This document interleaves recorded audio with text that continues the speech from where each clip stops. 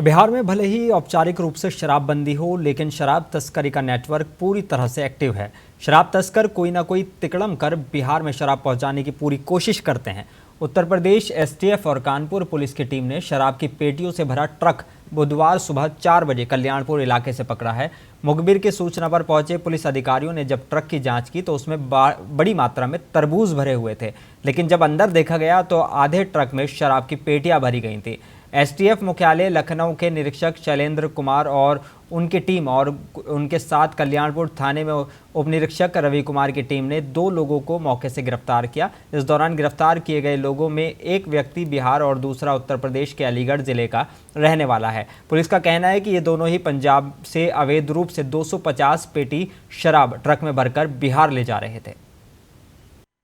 2023 को सुबह लगभग 4 बजे थाना कल्याणपुर पुलिस तथा यूपी एसटीएफ ने एक जॉइंट ऑपरेशन को अंजाम दिया, जिसमें उन्होंने एक डीसीएम व्हीकल जो अवैध शराब से भरा हुआ था, जिसमें लगभग 250 पेटी शराब थी, को पकड़ा। यह शराब पंजाब के मोहाली से मुजफ्फरपुर बिहार को ले जाई जा रही थी। इसमें चालक और सहचालक दोनों को गिरफ्तार कर लिया गया है पुलिस द्वारा, जिससे अभी पूछताछ चल रही है। उनके द्वारा कुछ